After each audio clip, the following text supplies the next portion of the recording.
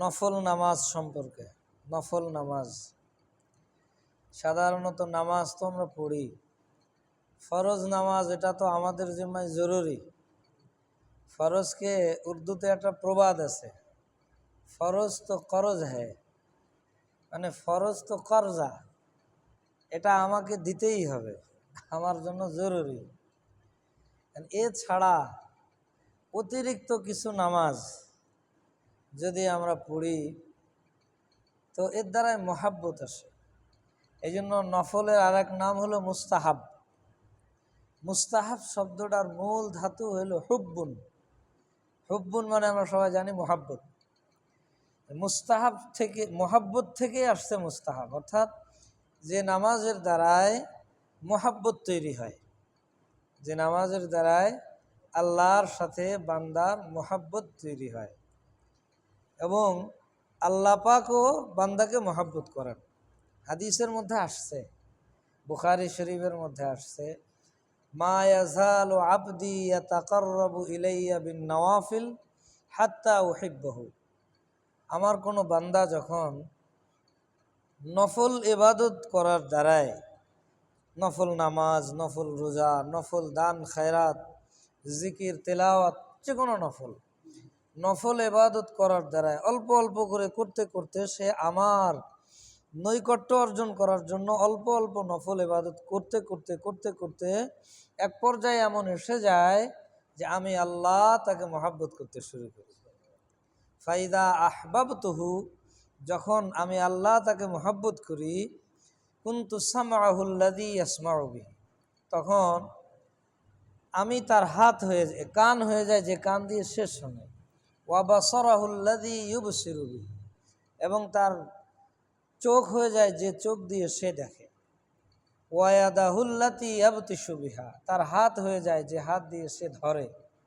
ওয়া রিজলাহুল্লাতী ইয়ামশি বিহা, এবং তার পা হয়ে যায় যে পা দিয়ে সে চলে। এর বিভিন্ন অর্থ উলামা ইকরাম করেছেন। কেউ এই অর্থ করেছেন যে হাত, পা, চোখ, কান এগুলোর দ্বারাই মানুষ তার প্রয়োজন পুরা করে। মানুষ যে তার যে প্রয়োজনগুলো আছে, কামাই রোজগার থেকে শুরু করে সমস্ত প্রয়োজন, এগুলো মানুষ হাত পা দিয়ে আঞ্জাম দেয়। তো এইগুলা হয়ে যাওয়ার অর্থ হইল যে স্বয়ং আল্লাহ পাক তার প্রয়োজন পূরণের ক্ষেত্রে সহযোগী হয়ে যায়। আবার অনেকে অর্থ করছেন যে হাত, পা, চোখ, কান এগুলার দ্বারাই মানুষ তার উপরে আপতিত ক্ষতি থেকে বাঁচে। হঠাৎ একটা ঢিলা আমার দিকে আসছে, তো একটা গাছের একটা ডাল আমার দিকে পড়লো, তো আমি কি করি, হাত দিয়ে সরাই দিই। দেখলাম যে একটা পাগলা কুকুর আমার দিকে ছুটে আসছে, তো আমরা পা দিয়ে দৌড়ায় চলে যাই। তো আমি আমার ক্ষতি থেকে, অনিষ্ট থেকে এই হাত পা এগুলো দিয়ে নিজেকে বাঁচায়। তো এখান থেকে অনেকে অর্থ করছেন যে অর্থাৎ আল্লাহ তার হাত পা চোখ কান এগুলা হয়ে যায়, এর অর্থ হইল তার সব ধরনের ক্ষতি থেকে আল্লাহ পাক হেফাজত করবে। এবং বিভিন্ন অর্থ উলামা ইকরাম করেছে। শেষে আর একটা সুসংবাদ আল্লাহ দিয়েছেন যে নফল নামাজ যারা পড়ে, নফল ইবাদত যারা করে, ওয়ালা ইন সাআলানি লা উজিবান্নাহু, এ যখনই আমার কাছে কোনো দোয়া করে আমি আল্লাহ সাথে সাথে তার দোয়াটা কবুল করব। অর্থাৎ এই ব্যক্তিকে আমি আল্লাহ মুস্তাজাবুদ দাওয়া বানিয়ে দেই, এ যা চায় আমি সেটা পূরণ করে দেই। ওই যে কিছুদিন আগে আলোচনা করলাম না, যে কিছু মানুষ এমন আছে তারা যেটা বলে আল্লাহ পাক সেটা করে দেখাই দেন, তাদেরকে আল্লাহ এত বেশি মহাব্বত করেন। তো এই মহাব্বত হুব্বুন শব্দ থেকে মুস্তাহাব আমল এটা নির্গত হয়েছে। সুতরাং মুস্তাহাব নফল এই কাজটা মানুষ যত বেশি করে আল্লাহ পাকও তাকে তত বেশি মহাব্বত করেন। অন্য হাদিসের মধ্যে আসছে, হযরতে হাদিসে কুদসি, আল্লাহ পাক বলেন যে যখন আমি কোনো ব্যক্তিকে মহাব্বত করতে শুরু করি তো জিব্রাইলকে বলি, জিব্রাইল আমি ওই ব্যক্তিকে মহাব্বত করি, তুমিও তাকে মহাব্বত করো। হযরত জিব্রাইল আলাইহিস সালাম তাকে মহাব্বত করেন, আর উনি উপরের ফেরেশতাদেরকে এই ঘোষণা শুনিয়ে দেন যে অমুক ব্যক্তিকে আল্লাহ পাক মহাব্বত করেন, সুতরাং তোমরাও তাকে মহাব্বত করো। তারাও তাকে মহাব্বত করে। এরপর ওই উপরের ফেরেশতারা মালায়ে আলা, এরা নিচের ফেরেশতা জমিনের ফেরেশতাদেরকে এলান করে শুনিয়ে দেয় যে অমুক ব্যক্তিকে আল্লাহ পাক মহাব্বত করেন, তোমরাও তাকে মহাব্বত করো। তো নিচের ফেরেশতারাও তাকে মহাব্বত করতে শুরু করে। এরপরে নিচের ফেরেশতারা তো বান্দার বিভিন্ন কাজে নিয়োজিত, তো এই ফেরেশতারা নেককার বান্দাদের দিলের মধ্যে ইলহাম করে যে আল্লাহ অমুককে মহাব্বত করেন, সুতরাং দুনিয়ার নেক বান্দারাও তাকে মহাব্বত করতে শুরু করে। তো দুনিয়ার সমস্ত মানুষ তাকে মহাব্বত করে। একটা গাছের ছায়ায় সে যদি বসে, তো এই গাছও আল্লাহর কাছে প্রার্থনা করে, আল্লাহ এই তোমার এই নেক মানুষের সোহবত আমার সাথে দীর্ঘ করে দাও, অর্থাৎ সে যেন বেশি সময় আমার ছায়ায় বসে, আমি তার সোহবত গ্রহণ করতে পারি। তো আল্লাহ যাকে মহাব্বত করেন, আসল কিন্তু গ্রহণযোগ্যতা ওখান থেকে আসে।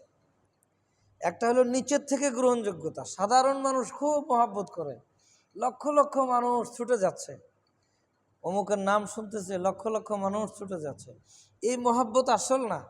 আসল মহাব্বত হলো যেটা উপর থেকে আসবে, আরশ থেকে আসবে।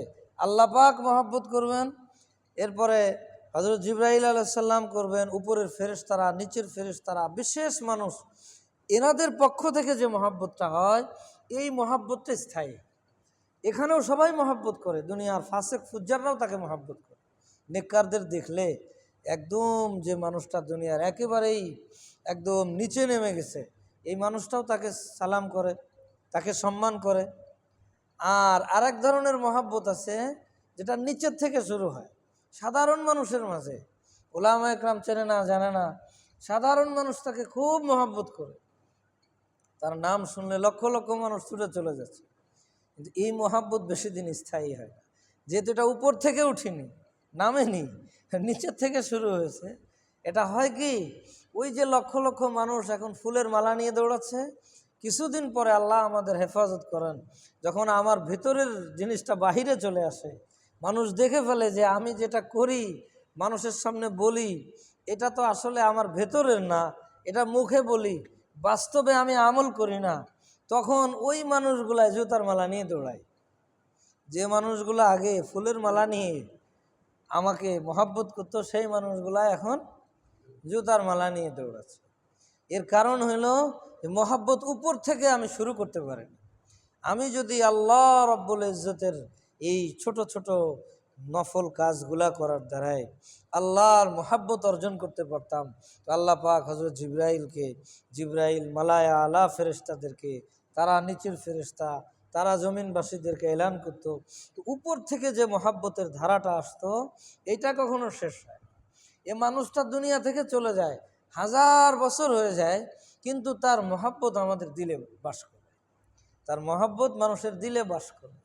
হযরতে ইমাম বুখারী রাহিমাহুল্লাহ 1000 বছর হয়ে গেছে, 1200 বছর হয়ে গেছে, 256 হিজরিতে ওনার ইন্তেকাল, তাইলে 1200 বছর হয়ে গেছে, উনি দুনিয়া থেকে চলে গেছেন। এখনও কত মহাব্বত তাদের নাম নিলে আমরা আকীদা বিশ্বাসে কি করি, তাদের কাছে দোয়া প্রেরণ করি। ইমাম শাফি, ইমাম আবু হানিফা, এরকম যুগে যুগে আব্দুল কাদের জিলানী, হযরতে হাসানে বসরি, সমস্ত বড়দের যেহেতু মহাব্বতটা উপরের থেকে ছিল, ওনারা দুনিয়া থেকে চলে গেছেন, তারপরেও ওনাদের মহাব্বত মানুষের দিলে বিদ্যমান আছে। আমরা তাদেরকে দেখিনি, কিন্তু তারপরেও আমরা তাকে মহাব্বত করি। হিন্দুস্তানে যখন আমাদের এই উপমহাদেশে ব্রিটিশদের শাসন ছিল, তো তখন তো ওরা ওই দেশ থেকে বিভিন্ন ধরনের লোকজন পাঠাতো যে তোমরা একটা পরীক্ষার জন্য যে ওই দেশের মানুষের অবস্থা দেখে আসো, তারা কি বাস্তবেই মন থেকে আমাদের শাসন মেনে নিয়েছে কিনা, এরকম বিভিন্ন গোয়েন্দা তারা প্রেরণ করতো। তো এক প্রফেসরকে তারা পাঠাইছে, আসলে সে গোয়েন্দা, সে এসে এখানে আলিগড় বিশ্ববিদ্যালয়ে দীর্ঘদিন প্রফেসরি ওখানে পাঠদান করেছে। সে এখান থেকে যাওয়ার পর একটা বই লিখছে এই জায়গার তার সফর সম্পর্কে। এই বইয়ের মধ্যে সে একটা কথা লিখছে যে আমি যখন আজমির শরীফে বেড়াতে গেলাম, আজমিরে, তো সেখানে যে দেখলাম এক অবাক কাণ্ড। কি যে দেখলাম যে একটা মানুষ কবরে শুয়ে শুয়ে গোটা দুনিয়ার, গোটা হিন্দুস্তানের মানুষের দিলের মধ্যে রাজত্ব করতেছে। মানে হযরত মঈনুদ্দিন চিশতি রাহিমাহুল্লাহর কথা বলছেন যে উনি তো আসলে তো কবরে, কিন্তু উনার মানুষ তো ওনার মাজারকে কি বানায় ফেলছে, এখন বেদাতীদের দখলে চলে গেছে। হিন্দু মুসলমান সবাই আসে, এসে ওনার মাজারের কাছে, ওনার কাছে যায়, সাজদা করে। তো এই কথাটাকে সে তার ভাষায় এভাবে ব্যক্ত করছে যে আমি একজন মৃত মানুষকে দেখলাম যে সে কবরের মধ্যে শুয়ে শুয়ে গোটা ভারতবাসীর উপরে রাজত্ব চালাচ্ছে। হ্যাঁ, এটা তো তার ব্যর্থতা যে সে একজন ছাড়া আর কাউরে দেখিনি। কিন্তু আমরা তো এমন হাজারো মানুষরা জানি মুহাম্মদুর রাসূলুল্লাহ মদিনায় শুয়ে গোটা দুনিয়ার মুসলমানের উপরে রাজত্ব চালাচ্ছেন না। সাহাবায়ে একরাম, ইমাম আবু হানিফা, ইমাম বুখারী, ইমাম মুসলিম, ইমাম শাফি, ইমাম মালিক, ইনারা কবরে শুয়ে কি এখনো আমাদের দিলে রাজত্ব চালাচ্ছেন না? এরকম তো হাজারো আছে মুসলমানের। কেন? ওই যে আল্লাহর কাছে গ্রহণযোগ্যতা উপর থেকে নিচের দিকে নেমেছে, এজন্য ওই গ্রহণযোগ্যতা ততদিন থাকবে যতদিন এই দুনিয়া থাকবে। আর যাদের গ্রহণযোগ্যতা নিচের থেকে উপরে ওঠে, সাধারণ মানুষ দৌড়ায়, এই গ্রহণযোগ্যতা বেশি দিন টেকে না। এজন্য আল্লাহর সাথে সম্পর্ক মজবুত করতে হবে, এগুলো মোহাব্বত। আর এই সম্পর্কটা মজবুত কিসের দ্বারাই হয়? এই যে বুখারী শরীফের যে হাদিস শোনাইলাম, নফল, যে বান্দা যখন ছোট ছোট নফল ইবাদতগুলা করতে থাকে, তো আমি তাকে মোহাব্বত করতে শুরু করি। আর আমি যখন মোহাব্বত করতে শুরু করি, তখন তার সমস্ত কাজের সহযোগীও আমি হয়ে যাই, তার সমস্ত বিপদ থেকেও আমি উদ্ধার করি, সে যা চায় সেটাও আমি দান করি। হাদিসের ভাব অর্থ করলাম। এর কারণও আছে, দেখেন, একটা হইল কানুন, আর একটা হইল সম্পর্ক। দুটো কিন্তু ভিন্ন জিনিস। মনে করেন আমি একটা সরকারি অফিসে গেছি, পাসপোর্ট বানাতে হবে আমার। এখন সরকারি অফিসে আমি কাজ করতে গেলে, পাসপোর্ট বানাইতে গেলে লম্বা সিরিয়াল দেওয়া লাগবে না আমার? বিভিন্ন জায়গায় একবার এখানে সিরিয়াল, একবার ওখানে সিরিয়াল, একবার, এটা নিয়ম, এটা কানুন, এটা আমাকে করতে হবে। কিন্তু ওই ওই অফিসে যদি ঊর্ধ্বতন একজন কর্মকর্তা আমার আপন কেউ থাকে, আমার মামা, আমার খালু, আমার দুলাভাই, আমার আপন কেউ, তাহলে কি আমার ওইগুলা করা লাগবে? আমি যাব তার কাছে দিলে সে নিজে ঘুরে ঘুরে সব কিছু করে আমাকে কি করবে? এই যে এই সম্পর্কটা কিসে? এটা হলো সম্পর্কের ভিত্তিতে কাজ হচ্ছে। আর ওইটা ছিল কানুন। 5 ওয়াক্তের ফরজ নামাজ, এটা তো কানুনের সম্পর্ক আল্লাহর সাথে আমাদের, এটা তো করজ, এটা তো আদায় করতেই হবে, এতে বেশি কিছু পাওয়া যায় না। কিন্তু ওই যে সামান্য নফল, বেশি কিছু পাওয়া যায় না, এর অর্থ আবার এটা না যে 5 ওয়াক্ত নামাজ পড়লে কিছু হয় না। কারণ 5 ওয়াক্ত মানে প্রত্যেকটা ফরজের যে নেকি, এর তো সারা জীবন নফল পড়লেও তো একটা ফরজের নেকির বরাবর। বাকি মহাব্বতটা আসে কিসের দ্বারায়? ফরজের দ্বারায় অতটা মহাব্বত তৈরি হয় না, নফলের দ্বারায় যেটা হয়। মনে করেন একজনকে আমি ওই যে কামলা নিলাম, 5টা পর্যন্ত সে আমার কাজ করবে, 1টা পর্যন্ত কাজ করবে। এখন তার সাথে তো আমার কানুনের সম্পর্ক, সে 1টা পর্যন্ত আমার কাজ করে দেবে, আমি তাকে 400-500 টাকা দিয়ে দেব। এখন 1টা পর্যন্ত কাজ করার পরে আর সামান্য একটু কাজ বাকি আছে, একটা লাইন একটু কুপাতে বাকি আছে, এ হয়তো আধা ঘন্টা বা সর্বোচ্চ 1 ঘন্টা লাগবে। এর জন্য আগামীকাল আর একজন যদি আমাকে জন নিতে হয়, তাহলে আমার অনেক টাকা যাবে। আমি তাকে যদি বলি ভাই যে, অথবা সে নিজেই বলতেছে, আমি বললাম না, সে নিজেই বলল যে ভাই সামান্য আর আধা ঘন্টার কাজ, তো আমি একটু করে দিয়ে যাই, আমার সময় শেষ হয়েছে, তাই কি আমি এই কাজটা আপনারা করে দিয়ে যাই, না হইলে কালকে আবার আর একজনের আপনার 500 টাকা খরচ করে নেওয়া লাগবে। তো দেখুন, ও যে 1টা পর্যন্ত কাজ করলো, এই সময় কিন্তু ওর প্রতি আমার ততটা মহাব্বত তৈরি হইল, কেননা ওর সাথে আমার চুক্তি চলতেছে। কিন্তু ও যে আমার আধা ঘন্টা কাজ অতিরিক্ত করে দিচ্ছে, এর কারণে কিন্তু ওর প্রতি আমার একটা মহব্বত তৈরি হয়ে গেছে যে এই মানুষটা তো আমাকে আপন মনে করেই করতেছে, আমারকে খায়ের খা, আমার সে খায়ের খা। এখন এমন হয় যে আমি তাকে হাদিয়া স্বরূপ 1000 দিয়ে দিলাম, যে এই 500 তোমার পারিশ্রমিক, আর এই 1000 তুমি যেহেতু বলতেছিলা যে তোমার মেয়ের বিয়ের সামনে খরচের দরকার আছে, এই 1000 তুমি নিয়ে যাও। এই যে খুশি হয়ে গেলে তখন তো আর কি থাকে না, যার পয়সা আছে আমি যদি তার প্রতি খুশি হয়ে যায়, তাহলে আমি 2-5 হাজার দিতে তোমার বাঁধবে না। এই যে দেখেন, সে 1টা পর্যন্ত কাজ করলো, 6 ঘন্টা 8 ঘন্টা, কিন্তু তার পারিশ্রমিক হলো 500 টাকা। আর এই সামান্য আধা ঘন্টা কাজ করলো, আমি খুশি হয়ে তাকে 5000 দিয়ে দিচ্ছি। এটা এটা এই সম্পর্কটা কিসের হলো? আত্মার সম্পর্ক, সম্পর্কের ভিত্তিতে এটা হলো। আর এর আগ পর্যন্ত তার সাথে আমার সম্পর্ক ছিল কানুনের, জাবেতার, জাবেতা না, রাবেতার সম্পর্ক, কানুনের সম্পর্ক না, বরং ওই যে একটা মহাব্বতের যদি সম্পর্ক থাকে তাহলে সেটাই কিন্তু কি হয়, অল্পতে অনেক বেশি হয়ে যায়। তো ঠিক নফলের দ্বারা এই জিনিসটা হয়। ফরজ তো আমার ডিউটি, আমাকে করতেই হবে। আমি 2 রাকাত নফল যদি পড়ি তো এর দ্বারাই ওই আত্মার সম্পর্ক তৈরি হয়। যে বান্দা 2 রাকাত নামাজ অতিরিক্ত আমারে দিল, আল্লাহ বড় খুশি হয়। এজন্য নফলের বড় কি আছে, গুরুত্ব আছে। আর আমরা তো বুঝি না, আল্লাহ রাব্বুল ইজ্জত কোরআনুল এই রসুল পাক সাল্লাল্লাহু আলাইহি ওয়াসাল্লাম হাদিসে কুদসির মধ্যে ফরমায়েছেন, অর্থাৎ আল্লাহ পাক বলতেছেন আমাদেরকে সম্বোধন করে, ইয়া ইবাদি তাফাররাগ লিইবাদাতি, হে আমার বান্দা আমার ইবাদতের জন্য সময়কে ফারেক করো। তুমি আমাকে ব্যস্ততা দেখায় না যে আমার এখন সময় নেই, ব্যাস ফরজ পড়ে তুমি আঠা দিলা। জুমার দিন আসে, পুরো সপ্তাহ তো খোঁজ নাই, জুমার দিন আসে, খুতবার সময় আসে, এসে বাইরে দাঁড়ায় থাকে, ভিতরে ঢোকে না। যেই একামত হয় সেই ঢোকে, আর 2 রাকাত নামাজ পড়ে এমনভাবে বের হয় মনে হয় এত সময় যে জাহান্নামের আগুনের মধ্যে ছিল, এর ভিতরে থাকতে কি তার খুব কষ্ট হচ্ছে, এর মধ্যে আর তার কি। আর টুপিটা এক হাতে খোলা কমপ্লিট, এইদিকে পায়জামা যেটা উঠাইছিল সেটা এমনভাবে বের করে, আর জামা কাপড় এমনভাবে ঝাড়ে মনে যেন খুব একটা অপরিচ্ছন্ন জায়গায় সে ছিল, তার জামা কাপড়ের ভাঁজ টাজ ভেঙে যাচ্ছে, এখন আর সে এখানে থাকতে রাজি না। আল্লাহ বলতেছেন তুমি আমারে ব্যস্ততা দেখাও, আমি তো সময়ের সৃষ্টিকর্তা, তুমি আমারে ব্যস্ততা দেখাও। আমি যদি তোমারে মশগুল করে দেই, লিপ্ত করে দেই, তো দুনিয়ার আর কে আছে যে তোমাকে সে ফারেক করে দেবে? তুমি তো দৌড়াই কুল পাবা না, বসার সময় পাবা না, সারাদিন দাঁড়াই থাকতে হবে। আমি আল্লাহ যদি তোমারে ব্যস্ত বানাই দেই তাহলে তুমি কি বসার সময় পাবা? তুমি আমারে ব্যস্ততা দেখাও। এই জন্য আল্লাহ বল, ইয়া ইবাদি, হে আমার বান্দারা, তাফাররাগ লিইবাদাতি, আমার ইবাদতের জন্য সময় ফারেক করো, বড় স্থির চিত্তে আসো, মনোযোগের সাথে খুশু খুজুর সাথে আমার ইবাদত করো। ফায়দা কি হবে? আমলা সাদরি গিন, আমলা সাদরাকা গিনান, যে তোমার দিলকে আমি ধনী বানিয়ে দেব। ও আসুদ্দা ফাকরাক, এবং তোমার দারিদ্রতা দূর করে দেব।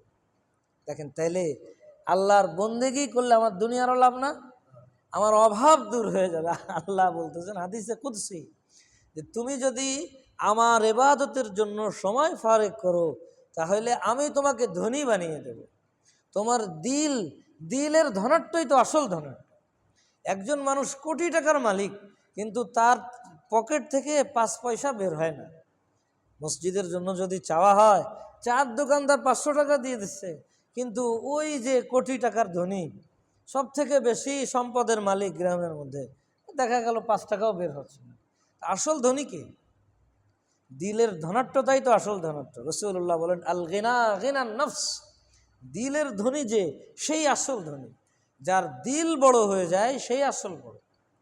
তো আল্লাহ পাক এই হাদিসে এইটা বলেছেন যে তুমি আমার ইবাদতের জন্য সময় ফারেক করলে আমি তোমার দিলকে ধনী বানিয়ে দেব, তোমার দারিদ্রতা দূর করে। আর ইল্লা তাফাল, যদি এটা না করো তাহলে লাম আসুদ্দা ফাকরাক, তোমার অভাব কখনো দূর হবে। তুমি যত সম্পদের মালিকই হও না কেন, তোমার অভাব দূর হবে না, তুমি শুধু নেই নেই করতে থাকবা, যে ও তো আমার তো চলে না, আমার তো আরো দরকার, নেই নেই করতে থাকবা। আর কি? আমলা ইয়াদা কা শুগলান, এইটা সব থেকে ভয়াবহ কথা বলছে। আমলা ইয়াদা কা শুগলান, তোমার হাতকে আমি এমন ব্যস্ত বানিয়ে দেব তুমি বসার সময় পাবে না। সারাদিন মানুষ কামায় কিসের জন্য? টাকা পয়সা যে মানুষ উপার্জন করে, এটা কিসের জন্য? একটু সুখে শান্তিতে জীবনযাপন করবে না?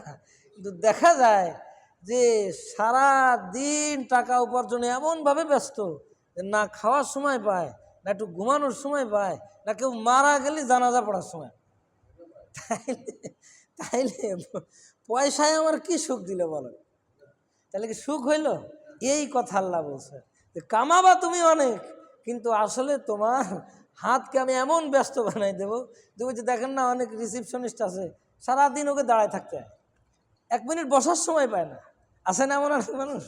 আল্লাহ, তো তোমারও যদি আমি ব্যস্ত বানাই দিই, তুমি কিন্তু বসার সময় পাবে, তুমি না খাওয়ার সময় পাবে, না আরামের না বিশ্রামের সময়। সুতরাং সময়ের সৃষ্টিকর্তা আমি, তুমি আমারে ব্যস্ততা দেখাই চলে যাচ্ছ যে আমার একটু ব্যস্ততা আছে, আজকে সুন্নাত আমি পড়বো না। খবরদার, আমার জন্য সময় ফারেক করে ইবাদত করো, তোমার সব কাজ আমি আল্লাহ সহজ করব, তোমার দিলও ধনী বানিয়ে দেবো, আর তোমার সম্পদ দিয়ে তোমার দুনিয়াও আমি কি বানিয়ে দেবো। হাদিসে কুদসি ইবনে মাজাহ শরীফের মধ্যে আসছে। এজন্য আমাদের একটু মাঝে মাঝে, খুব বেশি দরকার নেই, মাঝে মাঝে 2-4 রাকাত একটু নফল ইবাদত করা দরকার আছে না? হাদিসের মধ্যে আসছে আউয়ালু মা ইউহাসাবু বিহিল আবদু ইয়াউমাল কিয়ামতি আস-সালাহ, যে কিয়ামতের ময়দানে সর্বপ্রথম বান্দার নামাজের হিসাব। যখন দেখা হবে নামাজ, তো দেখা যাবে যে তার ফরজ নামাজের মধ্যে ত্রুটি এসে গেছে।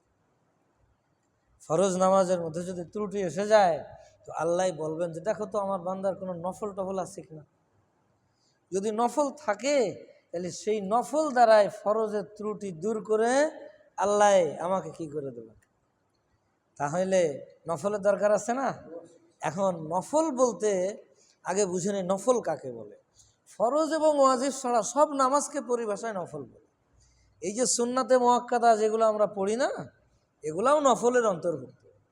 ফরজ এবং ওয়াজিব ছাড়া আর যত নামাজ আছে সব নফলের অন্তর্ভুক্ত। তবে কিছু কিছু নফল এমন আছে যেগুলা রাসূলুল্লাহ সাল্লাল্লাহু আলাইহি ওয়াসাল্লাম কখনো ছাড়েননি, এই নফলগুলাকে সুন্নাতে মুআক্কাদা বলা। আর কিছু কিছু নফল এমন আছে যেগুলা মাঝে মাঝে পড়তেন, মাঝে মাঝে ছেড়ে দিতেন। হাদিসে আসছে সালাতুদ দুহা সম্পর্কে, চাষতের নামাজ সম্পর্কে, যে রাসূলুল্লাহ যখন পড়া ধরতেন তো এমনভাবে পড়তেন মনে হতো যেন এটা ফরজের মতো গুরুত্বপূর্ণ। আবার যখন ছেড়ে দিতেন মানে এমনভাবে ছাড়তেন মনে হতো যেন নামাজের নেই। এইরকম যে নামাজ মাঝে মাঝে পড়তেন, মাঝে মাঝে ছাড়তেন, এইগুলাকে আমরা বলি নফল, এইগুলাকে আমরা বলি মুস্তাহাব, এইগুলাকে আমরা বলি সুন্নাতে গায়রে মুআক্কাদা বা সুন্নাতে জায়েদা। আর যে নামাজগুলা ফরজ ওয়াজিব ছাড়া, যে নামাজগুলা রসুল পাক সাল্লাল্লাহু আলাইহি ওয়াসাল্লাম নিয়মিত আদায় করতেন, এইগুলাকে আমরা পরিভাষায় বলি সুন্নাতে মুআক্কাদা। তাইলে সুন্নাতও সব নফলের অন্তর্ভুক্ত না? এখন দিনের শুরু থেকে আমরা শুরু করি। দিনের শুরুতে সর্বপ্রথম ফজরের 2 রাকাত থেকেই আমরা শুরু করি। ফজরের ফরজ নামাজের আগে 2 রাকাত যে সুন্নাত আছে, এটাও তো আমরা বুঝলাম যে অতিরিক্ত। নফল মানে নফলুন শব্দের অর্থ হলো অতিরিক্ত, অর্থাৎ যেটা ফরজ ওয়াজিব থেকে অতিরিক্ত, এটাকেই নফল বলা। তো ফরজের আগে যে 2 রাকাত সুন্নাত আছে, এই 2 রাকাত সুন্নাত নামাজের মধ্যে সব থেকে গুরুত্বপূর্ণ নামাজ, সব থেকে গুরুত্বপূর্ণ নামাজ। হ্যাঁ, সুন্নাতে মুআক্কাদা, শুধু সুন্নাতে মুআক্কাদা, সুন্নাতে মুআক্কাদা যত নামাজ আছে সবগুলোর মধ্যেও এই 2টা গুরুত্বপূর্ণ বেশি। এই জন্য হাদিসের মধ্যে আসছে যে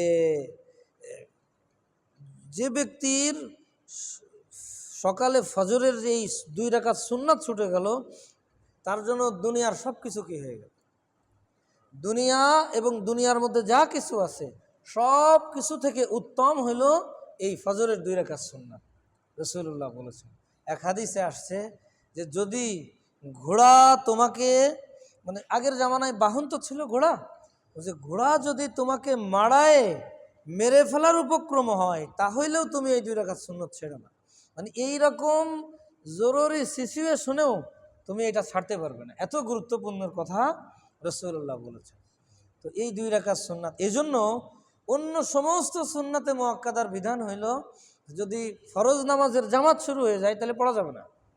জোহরের নামাজে আপনি আসলেন, এসে দেখলেন যে আর 1 মিনিট আর সময় আছে নামাজের, জামাত শুরু হওয়ার, তাহলে কি আপনি আগের সুন্নাত শুরু নিয়ত করবেন? আগের নিয়ত করবেন না। কিন্তু ফজরের সুন্নাতের বিধান হইল জামাত শুরু হয়ে গেল এটা আগে পড়ো। যদি তুমি এই 2 রাকাত শেষ করে ইমাম সাহেবকে অন্তত পক্ষে সালামের আগেও পাও, যদি এই আশা থাকে যে আমি এই 2 রাকাত নামাজ পড়ে ইমাম সাহেবকে জামাতের সাথে পাবো, অর্থাৎ সালাম ফিরানোর আগে আগে আমি জামাতে শরীক হতে পারবো, তাহলে বিধান হইল আগে এই 2 রাকাত পড়ে নিতে হবে। বাহিরে যেখানে জামাত হচ্ছে ওই জায়গায় না, পেছনে কোনো পিলারের আবডালে, দেওয়ালের আবডালে, যেখানে বারান্দা নাই সে জায়গায় অন্তত 2-4 রাকাত পিছনে যে 2-4 কাতার পিছনে যে পড়বে, যাতে জামাত যেখানে হচ্ছে ওই নামাজের সাথে সংঘর্ষ না হয়। এটা পড়ের পরে। আর যদি এমন হয় যে না আসলে আমি যদি এখন এই নামাজ শুরু করি তাহলে এই নামাজ শেষ হতে হতে ইমামের জামাত শেষ হয়ে যাবে, তাহলে বিধান হইল যে আমি জামাতে কি হয়ে যাব, শরিক হয়ে যাব। নামাজের পরেই পড়ব না। কখন পড়ব? সূর্য উঠে যাওয়ার পর থেকে নিয়ে ওই দিনের জোহরের নামাজের আগ পর্যন্ত যদি সুযোগ হয় তাহলে এর কাজাটা করে নাও।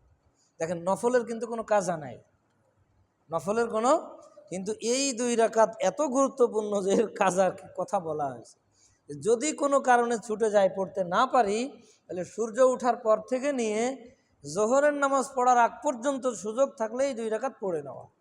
আর যদি জোহরের নামাজ হয়ে যায় বা জোহরের রক্ত এসে যায় তাহলে আর এর কাজার কোনো কি থাকে না, গুরুত্ব থাকে।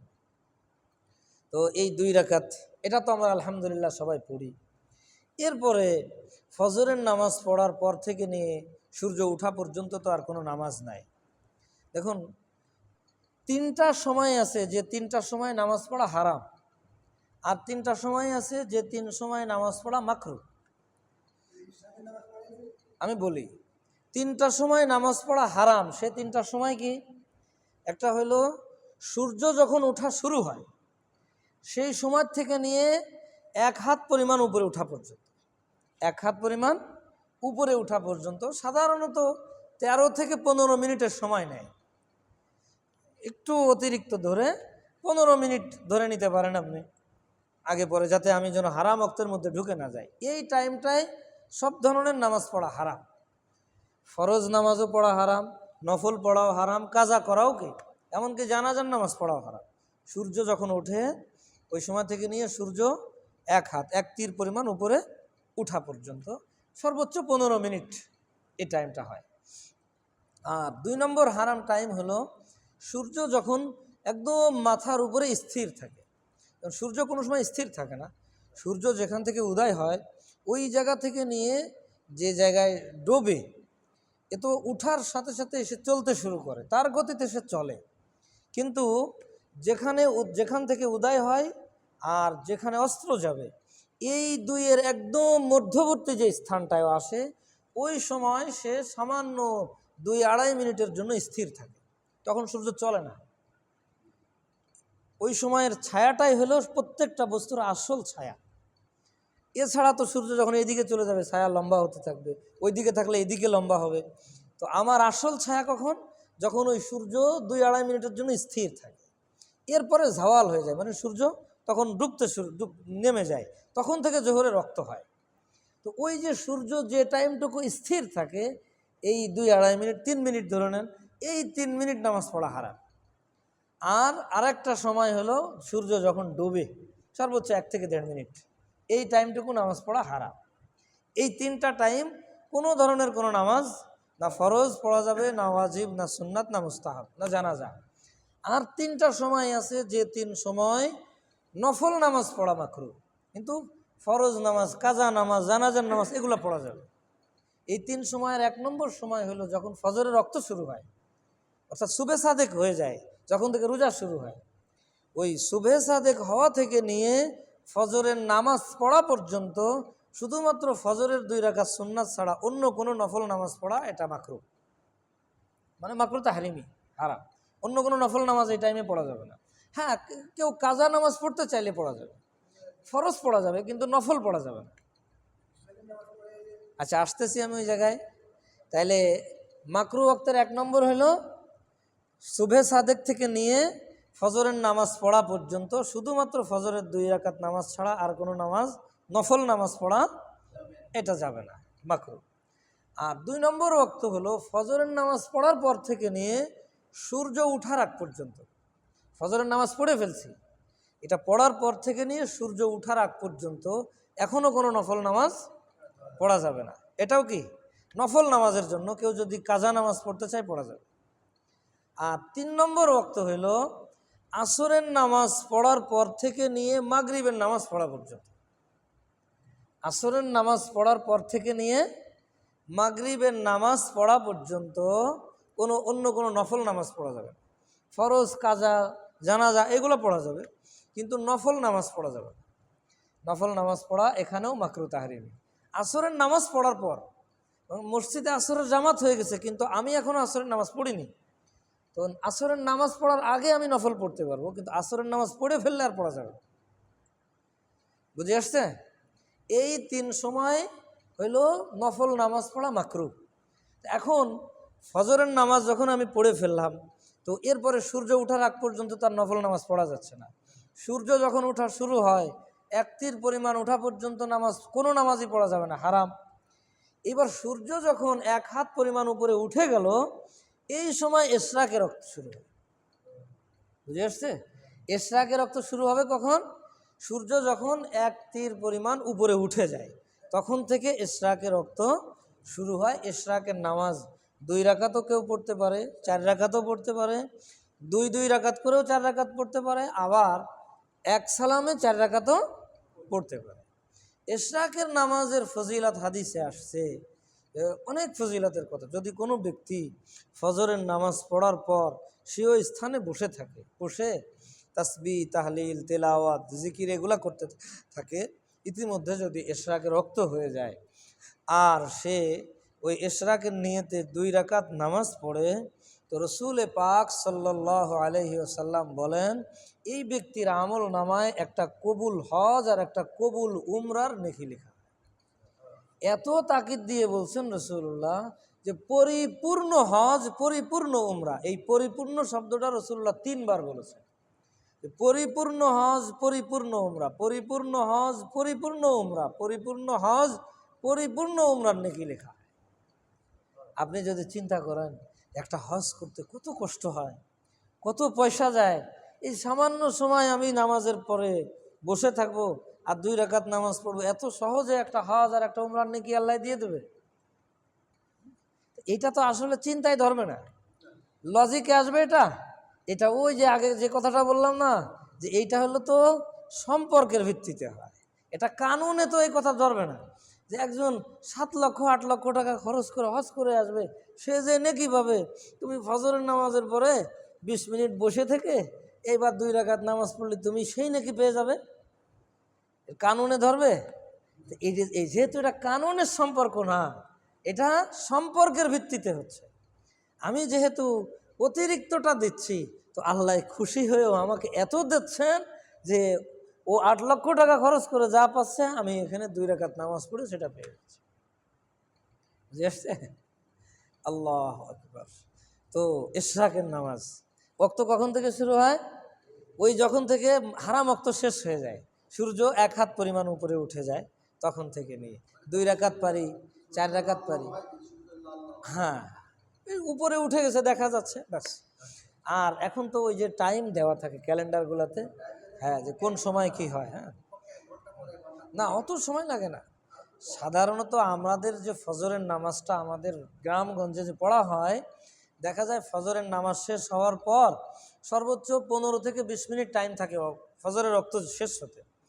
15 মিনিট ফজরের রক্ত শেষ হলো, এরপরে 15 মিনিট ওই হারাম রক্ত, আধা ঘন্টায় ধরেন, এই ব্যাস, আধা ঘন্টা পরে আপনি পড়তে পারছেন। কিন্তু এইভাবে আন্দাজ করে পড়া যাবে না। এখন ওই ক্যালেন্ডারগুলোতে দেওয়া থাকে যে এই যে হারাম ওয়াক্ত, এই টাইম নামাজ পড়া যাবে না। মোবাইলের সমস্ত মোবাইল অ্যাপসের মধ্যে দেওয়া আছে, আমরা ওখান থেকে দেখে আমরা ওইভাবে নামাজটা আদায় করি। আচ্ছা, এরপরে আসে হলো চাশতের নামাজ, যেটাকে হাদিসের পরিভাষায় বলা হয় সালাতুদ দুহা। সালাতুদ দুহা, দুহা ওয়াদ-দুহা ওয়াল-লাইলি ইযা সাজা, দুহা বলা হয় ওই সময়কে হিনা তারমুদুল ফিসাল, হাদিসের মধ্যে আসছে সালাতুল আওয়াবিনা হিনা তারমুদুল ফিসাল, এই নামাজকে আওয়াবিন বলা হয়েছে। মূলত আমরা যে আওয়াবিন বলতে যেটা বুঝি সেটা না। আওয়াবিন শব্দের অর্থ হইল আল্লাহর নৈকট্য অর্জনকারী। তো আল্লাহর নৈকট্য অর্জনকারীদের নামাজ। এই নামাজটা কখন শুরু হয়? যখন সূর্যের আলো তেজ হতে শুরু করে। রোদ যখন তেজ হতে, রোদে গেলে শরীর পুড়তে শুরু করে, এই টাইমটা সাধারণত 9টা, 9:30, 10টার দিকে হয়। তো এই টাইমে আর 4 রাকাত নামাজ আছে। 2 রাকাতও পড়া যায়, 4 রাকাতও পড়া যায়, ওই আগের মতোই।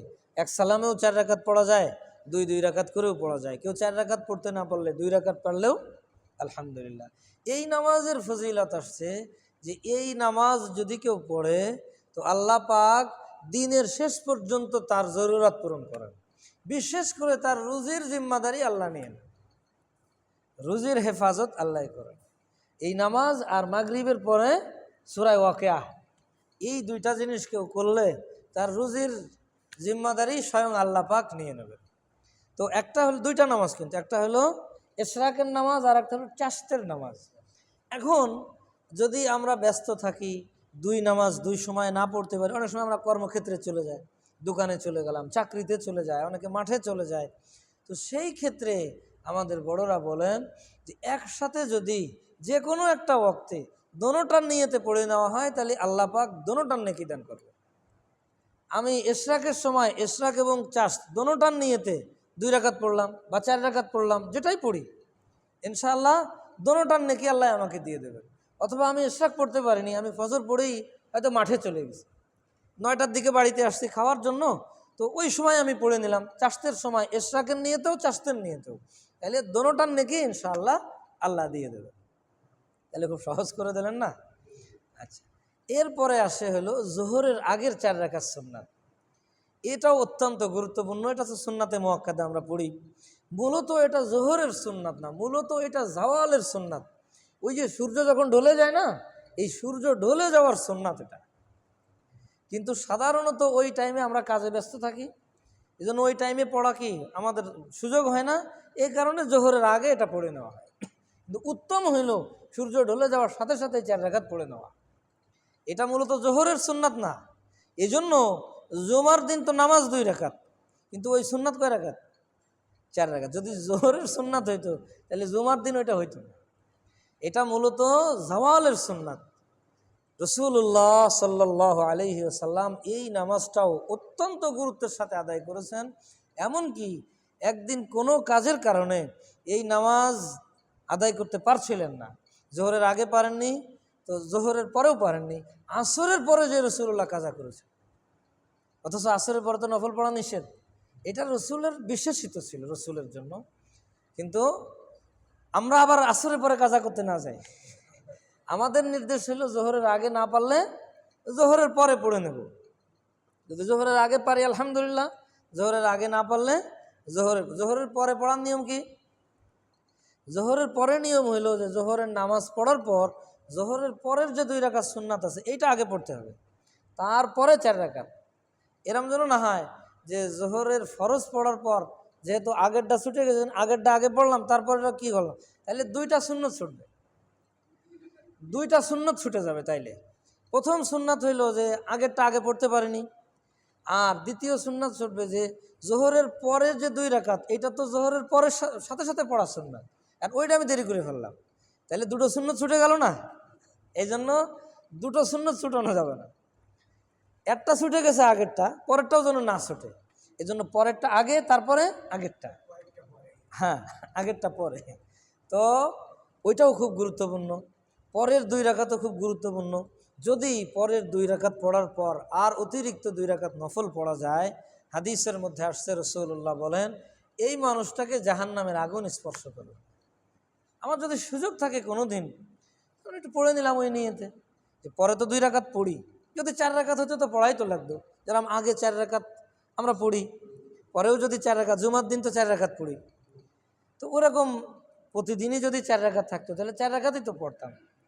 তো আমরা ওই নিয়তে যদি আরও 2 রাকাত পড়তে পারি, রসুলের কথা তো আর মিথ্যা না। রসুল্লাহ বলছেন জাহান্নামের আগুন ওই ব্যক্তিকে স্পর্শ করবে।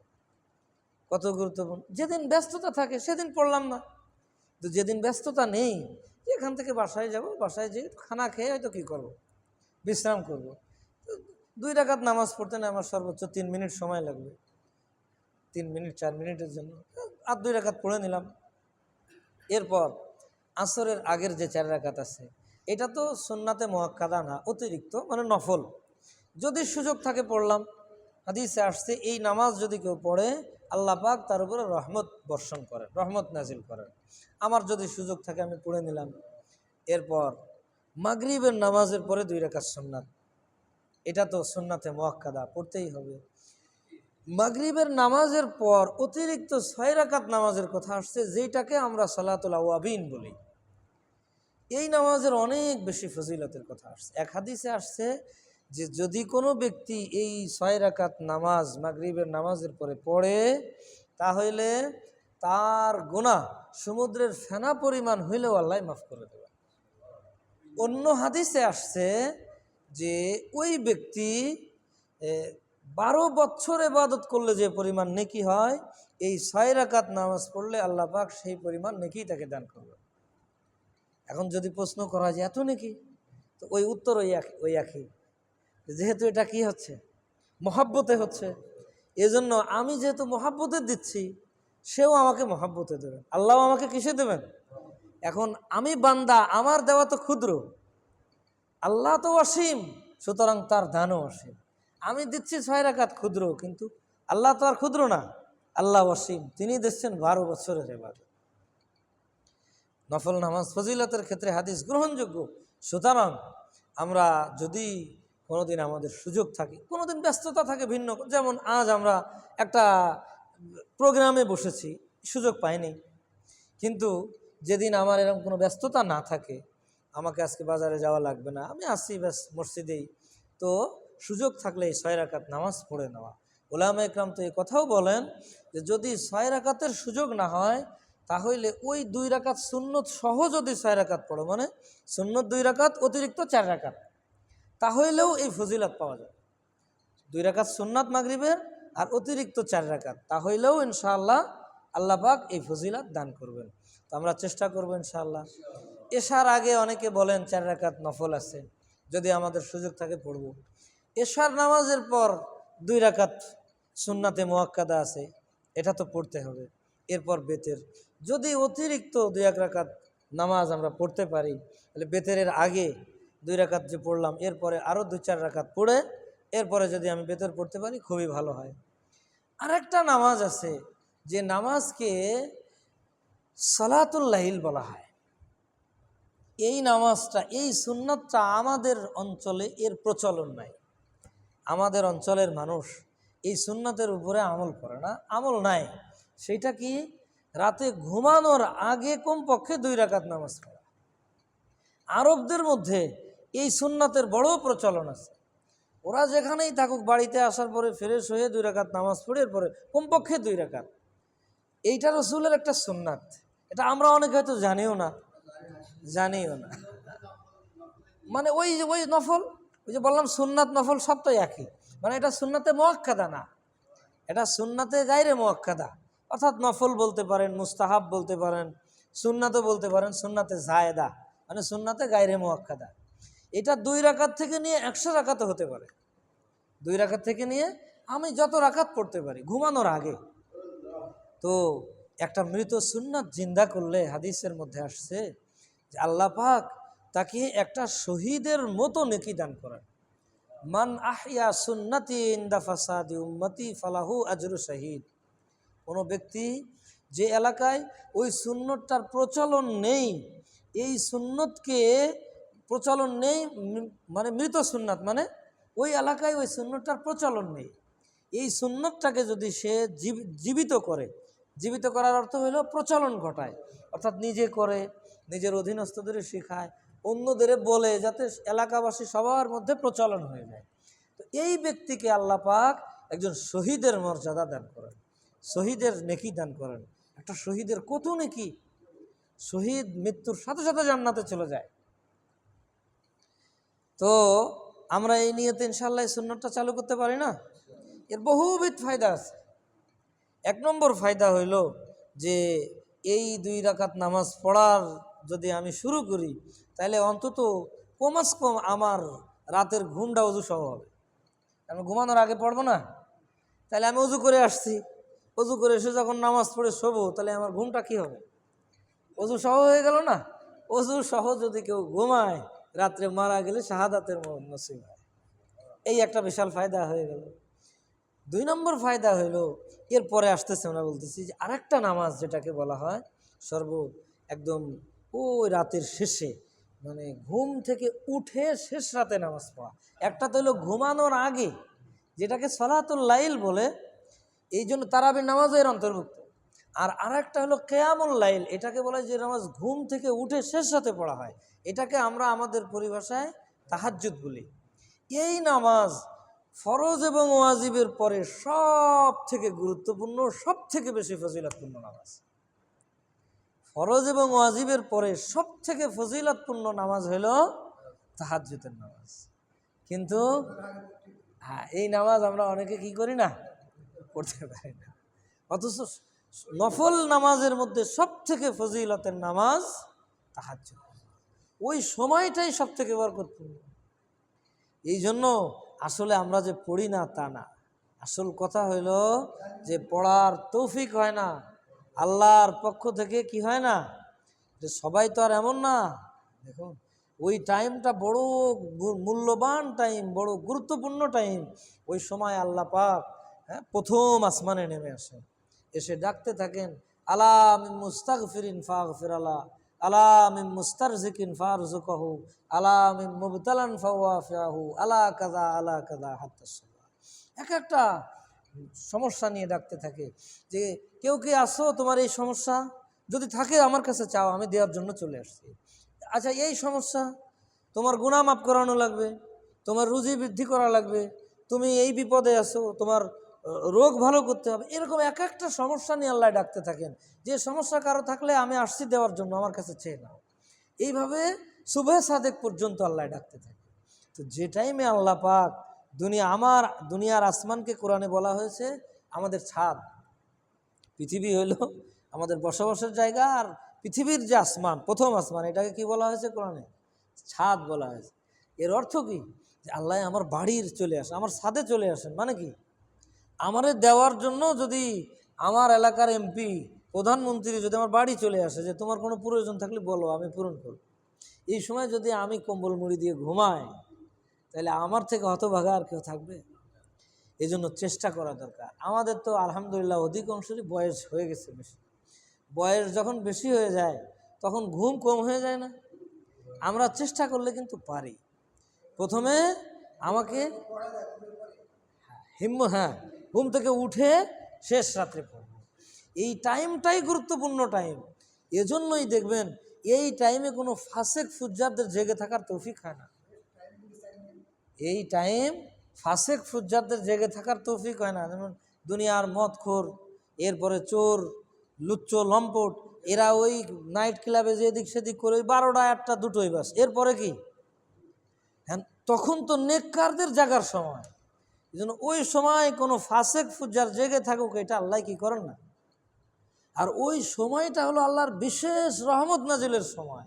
এজন্য দেখবেন যে মানুষটা একেবারেই খুব অসুস্থ, সারা রাত কষ্টে কাতরাচ্ছে, এই মানুষটাও দেখবেন শেষ রাতে এও আরামের ঘুম ঘুমায় যায়। বিশ্বাস নয়, হাসপাতালে যে খোঁজ নেবেন, সারা রাত কাতরাচ্ছে, কিন্তু যখন ওই শেষ রাত হয় তখন খুব ঘুম আসে। কারণ ওই সময় আল্লাহ রব্বুল ইজ্জতের বিশেষ রহমত নাজিল হতে থাকে। এই জন্য আল্লাহ চান না যে এই সময় আমার অপছন্দনীয় কোনো বান্দা জেগে থাকুক। আল্লাহ পাক শুধু যাদেরকে মহাব্বত করেন, যাদেরকে পছন্দ করেন, তাদেরকেই ওই সময় ওঠার তৌফিক দেন। এই জন্য আমাকে চেষ্টা করতে হবে আমি যেন আল্লাহ রব্বুল ইজ্জতের এই পছন্দনীয় বান্দাদের তালিকায় চলে যাই, অন্তত ইচ্ছা করে। আর এটা হিম্মতের ব্যাপার, কোনো সমস্যা না। শুধুমাত্র 2-4 দিন একটু কষ্ট হবে, প্রথম 2 সপ্তাহ কষ্ট হবে, এরপর আর আপনার ইচ্ছা না থাকলেও দেখবেন চোখ খুলে যাবে, ঘুম ভেঙে যাবে অটোমেটিক। এই যে দেখেন না, এখন রাত 12টার পর থেকে আপনি শুরু করবেন। এখন আমরা দেখি যে এখন ফজরের রক্ত হয় কয়টায়? প্রায় আপনার 4:55 দিকে ফজরের রক্ত হচ্ছে, 4:55। আচ্ছা, আজ থেকে 2 মাস আগেও, 2 মাস 3 মাস আগে, 4 মাস আগে আমাদের ফজরের নামাজ পড়ার জন্য আমাদের উঠা লাগতো কয়টায়? 3:30 4টে উঠা লাগতো না? তা না হলে ফজরের জামাত পাতাম না আমরা। 4টেই যখন ফজরের জামাত হয়েছে তখনও তো আমরা 4টে নামাজ পড়তে আসছি না? তাহলে উঠছি কয়টায়? 3:30। তার মানে আমি তো 3:30 উঠে অভ্যস্ত। আমি যদি সেই 3:30 উঠাটাকেও ধরে রাখি তাহলেও এখন প্রায় 1.5 ঘন্টা টাইম। এখন তাহাজ্জুদে আমি প্রায় 1.5 ঘন্টা উঠতে পারবো। আমি শুধু যদি ওই মানসিকতাটা ধরে রাখি যে এখন মনে করেন ফজরের নামাজ 4টায় হচ্ছে, আমি 4টায় উঠলেও তো 4:55 1 ঘন্টা সময় পাচ্ছি। আমি ওযু ইস্তেঞ্জা থেকে ফারেগ হয়ে 4 রাকাত নামাজ পড়বো। হ্যাঁ, বেশি পারলে আলহামদুলিল্লাহ, রাসূলুল্লাহর সাধারণ নিয়ম ছিল উনি 8 রাকাত পড়তেন। বেশি পারলে ভালো, না পারলে অন্তত 2 রাকাত পড়ে একটু ওই নেককারদের ওই যে দোয়ার সাথে আমি একটু শরীক হয়ে যাই। নেককাররা তো ওই সময় আল্লাহর কাছ থেকে চেয়ে নেয়। ওই সমস্ত ভিখারিদের খাতায় আমি একটু আমার নামটা উঠাইনি। ওই যে যাদের কথা বলছিলাম না, যে তারা হাত উঠায় যা বলে আল্লাহ সেটাই করে দেন, ওনারা কোন সময় বলেন? এই সময় বলেন। ওই যে আব্দুল কাদের জিলানী রহমাতুল্লাহ আলাইহির একটা কিচ্ছা আছে, নফাতুল উনস, ওনার জীবনী, এর মধ্যে লিখছেন যে ওনার একজন মুরিদ ছিল, যে মুরিদ এক এলাকার বাদশা ছিল। তো তার একটা এলাকার জমিদারি ছিল, যে এলাকার নাম ছিল নিমরোজ। এর অর্থ হইল অর্ধদিন, শাব্দিক অর্থ, কিন্তু ওই এলাকার নাম নিমরোজ। তো একদিন ওনার ওই মুরিদ ওনার কাছে চিঠি লিখছে, হজরত আপনার খানকায় সবসময় 800 1000 1200 লোক থাকে, এত মানুষের খানা পিনার ইন্তজাম করতে আপনার অনেক কষ্ট হয়ে যায়, আপনার তো বাড়তি কোনো ইনকাম নাই। তো আমি এই এলাকার জমিদারিটা আপনার নামে লিখে দিতে চাচ্ছি, যে এখানকার যে ইনকাম হবে এই ইনকাম দিয়ে খানকার কি চলবে, নিজাম চলবে, এর খরচ এখান থেকে যাবে। তো উনি একটা চিরকুটে, ওই সেই চিরকুটের পিছনেই একটা কবিতা লিখে উনি জবাব দিয়েছিলেন, যে কবিতার ভাব অর্থ হইল এই, যে দেখো যেদিন থেকে আমি নিম সব মানে অর্ধরাত, যেহেতু সে ওই যে নিমরোজের জমিদারির মালিকানা দিতে চাচ্ছিল না, নিমরোজ মানে অর্ধদিন, এই জন্য উনি ওর সাথে মিলায়ে বলছেন যে যেদিন থেকে আমি অর্ধরাতের বাদশাহীর সন্ধান পেয়েছি সেদিন থেকে তোমার এই অর্ধদিনের বাদশাহীর আমার আর কোনো প্রয়োজন নেই। মানে শেষ রাতে উঠে আমি যে 2 রাকাত নামাজ পড়ে আল্লাহরে বলি, আল্লাহ এই যে আমার সামনে 800 1000 মানুষ, এরা আমার আশায় খানকায় থাকে, যে এই মানুষগুলার তুমি কি করো, খানা পিনার ব্যবস্থা করে দাও। আমি গিড়গিড়ায় কাঁদি, আর সকাল হওয়ার আগেই আল্লাহ পাক এদের খানা পিনার ব্যবস্থা করে দেন। তো ওই বাদশাহীর সন্ধান আমি যেদিন থেকে পেয়ে গেছি সেই দিন থেকে আর তোমার এই অর্ধদিন নিমরোজের বাদশাহীর আমার কোনো প্রয়োজন। আসল বাদশাহী তো ওই সময়ের বাদশাহী, ওই সময়। এই জন্য হজরতে হাসান বসরি রাহিমাহুল্লাহ বলছেন যে দুনিয়ার রাজা বাদশারা যদি আমাদের শেষ রাতের ওই বাদশাহীর সন্ধান পেয়ে যেত, তাহলে ওরা ওদের সিপাহী নিয়ে আসতো আমাদের সাথে যুদ্ধ করে এই বাদশাহী আমাদের কাছ থেকে ছিনিয়ে নেওয়ার জন্য। কারণ সব কিছু তো আমরা এই সময়ই গ্রহণ করি। এক আল্লাহর বান্দার কিচ্ছা আপনাদের একদিন বলছিলাম না, যে উনি অর্ধেক রাতে উঠে মসজিদে যে আল্লাহর কাছে বলছেন, আল্লাহ আমার 300 দিরহামের প্রয়োজন, তুমি আমার ব্যবস্থা করে দাও। বিরাট গ্রাম্য মসজিদের মধ্যে দোয়া করতেছেন। ওই রাতেই ওই শহরের যে গভর্নর, সে স্বপ্ন দেখতেছে, তাকে কে বলতেছে, আব্বাদ আকিম কুম ইয়া আব্বাদ ও আগিসিল মালহুস। ওনার নাম ছিল আব্বাদ। আব্বাদ ওঠো এবং অসহায়ের সাহায্য করো। ঘুম ভেঙে গেছে ওনার। উনি উঠে আশেপাশে খোঁজ নিয়েছেন, দেখেন কেউ নাই, আবার ঘুমাই গেছেন। কিছু সময় পর আবার স্বপ্ন দেখতেছেন, ওঠো অসহায়ের সাহায্য করো। এবার উঠে ওনার কিছু দুই একজন গোলামদেরকে জাগাইছে, দেখো তো আশেপাশে কাউকে দেখা যায় কিনা। তারা বেশ দূর ঘুরে এসে বলছে কেউ নাই। উনি আবার অজু করে যে আবার শুয়ে পড়ছে। 3 নম্বর বার আবার অত্যন্ত গরমের সাথে উনি এই স্বপ্ন দেখছে, গরম দিচ্ছে স্বপ্নের মধ্যে, আব্বাদ ওঠো এবং অসহায়ের সাহায্য করো। উনি তো বেচারা কি হয়ে গেছে, যে আমি কিভাবে অসহায়ের সাহায্য করবো, আমি তো তাকে খুঁজে পাচ্ছি না। ওনার দিলের মধ্যে যেহেতু আল্লাহ সব কিছু করেন, এলহাম হয়েছে, এলকা হয়েছে, উনি ওনার খাজানা থেকে 300 দিরহামের একটা থলে নিয়েছে। নেওয়ার পর ওনার আস্তাবল থেকে ঘোড়াটা নিয়ে ঘোড়ার পিঠে উঠে ঘোড়ার লাগাম ছেড়ে দিয়ে বলতেছেন, আল্লাহ আমি তো জানি না এই অসহায় কোথায়, তো ঘোড়ার লাগাম ছেড়ে দিলাম, যেখানে অসহায় আছে তুমি সেখানে পৌঁছে দাও যেন আমি অসহায় সাহায্য করতে পারি। ঘোড়া চলতে চলতে ওই সেই প্রত্যন্ত অঞ্চলে সেই বিরান মসজিদের কাছে যে ঘোড়া থেমে গেছে। উনি ওখানে মসজিদের ভিতরে খোঁজ নিয়ে দেখে যে এক ব্যক্তি আল্লাহর কাছে দোয়া করতেছে। তো উনি তার পাশে যেয়ে বসছেন। দোয়া শেষ হইলে তখন উনি বলছেন যে আপনি এত রাতে, বলছেন আমার একটা প্রয়োজন ছিল আল্লাহর কাছে, আমি সেই প্রয়োজন, কি প্রয়োজন, তো আমার 300 দিরহামের প্রয়োজন। তো 300 দিরহামের দরকার, উনি 300 দিরহামই নিয়ে আসছেন। বলেন এই যে আপনার প্রয়োজন পূরণের জন্য আল্লাহ অর্ধেক রাতে ঘুম ভাঙায় আমারে পাঠাইছে। উনি সাথে সাথে শুকরিয়া আদায় করছেন, উঠে নিছেন। তো আব্বাদ যে গভর্নর, তার তো ওনার প্রতি অনেক আকিদা, অনেক সম্মান বেড়ে গেছে। যে মানুষটাকে, এই মানুষটা কত বড় কি হবে, দিনদার হবে, যে এই মানুষটা এখানে 300 দিরহাম চাচ্ছে আর আল্লাহ আমার ওখান থেকে এই গায়েবী ব্যবস্থা করলেন।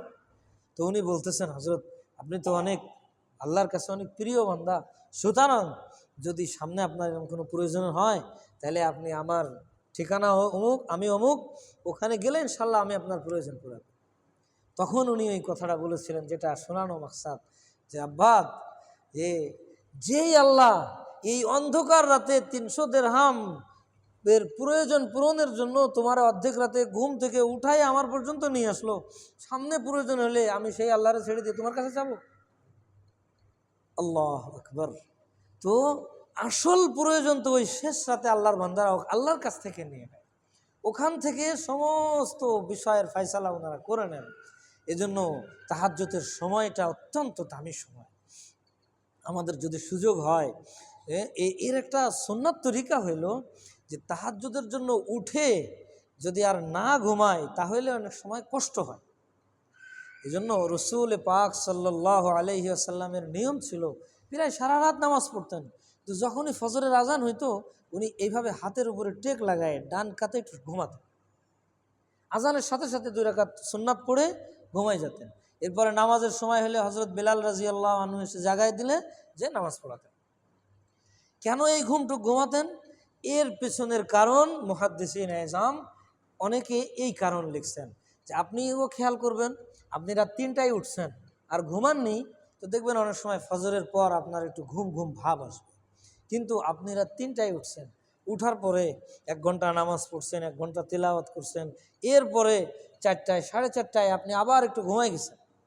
যেই ফজরের আজান দিয়েছে উঠে মসজিদে চলে 15 মিনিটের জন্য ঘুমাইছেন, তারপরেও দেখবেন ইনশাল্লাহ আর আপনার ওই যে রাত্রে যে আপনি 2 ঘন্টা জাগলেন এই জাগার ক্লান্তিটা আপনার থাকবে। তবে ওই ঘুমটা এমনভাবে ঘুমানো যাবে না যেন ফজর কাজা হয়ে যায়। রসুল কিভাবে ঘুমাতেন? বালিশে মাথা রাখতেন না, টেক লাগায় ঘুমাতেন। আমরা যদি কম্বল মুড়ি দিয়ে এসির মধ্যে চলে যাই তাইলে কি আর ফজর থাকবে? এজন্য হালকাভাবে যাই নামাজের পরে শুয়ে পড়লাম, ফজরের আজান হইলো, ব্যাস 15-20 মিনিট পরে ফজরের আজান হয়ে গেল। এই যে 15-20 মিনিট ঘুমাইলাম না, ওই 2-2.5 ঘন্টার ক্লান্তি ইনশাল্লাহ সারাদিন আপনার বোধ হবে। আপনি একটু চেষ্টা করেন, মানে 2-1 দিন একটু পরীক্ষা করে দেখবেন ইনশাআল্লাহ রাত্রে যে 2-2.5 ঘন্টা আমি জেগেছি এর ক্লান্তি আর শরীরে থাকবে না। তো তাহাজ্জুদ নামাজের একটা ফায়দা হইল, বহুত বড় ফায়দা, যে এইটা পড়লে হাদিসে মুসলিম শরীফের মধ্যে আসছে কিয়ামতের ময়দান যখন কায়েম হবে, বিচার কার্য শুরু করার আগে একজন ঘোষক ঘোষণা দিবেন যে আইনাল্লাযীনা তাতাজাফা জুনুবুহুম আনিল মাযাজি', ওই সমস্ত ব্যক্তিরা কোথায় রাতের শেষ প্রহরে আল্লাহর ভয়ে যাদের পার্শ্বদেশ বিছানা থেকে আলাদা থাকতো, মানে উঠে তারা নামাজে দাঁড়াতো, ইবাদত করতো, বন্দেগী করতো। হাদিসের মধ্যে আসছে ইয়াকুমুনা ওয়া হুম কালিলুন, এরা দাঁড়াবে কিন্তু এদের সংখ্যা খুব কম হবে। যুগে যুগে তাহাজ্জুদ গুজারদের সংখ্যা বেশি নাকি যারা তাহাজ্জুদ পড়ে না তাদের সংখ্যা বেশি? এজন্য ওদের সংখ্যা খুব কম হবে। এরপর কি হবে? এরা বিচার কার্য শুরু হওয়ার আগেই এদের ব্যাপারে ফয়সালা হবে, এরা জান্নাতে চলে যাবে। আল্লাহু আকবার। তাহাজ্জুদ নামাজের ফজিলত হইল যে এর বিচারই হবে না, বিনা হিসাবে জান্নাতে চলে যাবে। ওর হিসাবের খাতা খোলাই হবে না। হিসাবের খাতা খুললে কি আমাদের রক্ষা আছে? আর হিসাবের খাতা যদি আল্লাহ খুলে বলে এটা কেন করলা আর এটা করলে না কেন, তাহলে কি আমাদের রক্ষা আছে? এই জন্য যদি আমরা এই নামাজটায় অভ্যস্ত হতে পারি, আল্লাহ আমাদের সকলকে কবুল করেন। তাহলে ইনশাআল্লাহ ইনশাআল্লাহ হিসাব কার্য শুরু হওয়ার আগেই জান্নাতে চলে যাবে। সুম্মা ইউমারু সাইরুন নাস বিল হিসাব, এরপরে বাকি যারা থেকে যাবে তাদের হিসাব কার্য শুরু হবে। তাহলে আমরা চেষ্টা করতে পারি না ইনশাআল্লাহ? যদি না পারি তাহলে উলামা ইকরাম বলেন, হাদিসেও এটা আসছে যে শেষ রাতে উঠার যদি সম্ভাবনা আমার খুব কম থাকে তাহলে অন্ততপক্ষে ঘুমানোর আগে তাহাজ্জুদের নিয়তে 2-4 রাকাত নামাজ পড়ে যদি কেউ ঘুমায় এবং এই নিয়ত করে যে যদি শেষ রাতে ঘুম ভেঙে যায় তাহলে আবার পড়ব, তাহলেও ওই ব্যক্তি তাহাজ্জুদের নেকি পেয়ে যাবে। যদি সারা জীবনও সে উঠতে না পারে, সারা জীবন সে শুরু রাত্রে এই নিয়তে পড়ে, শুধু পড়লে হবে না, ওই নিয়তও রাখতে হবে যে শেষ রাত্রে উঠলে আবার পড়ব।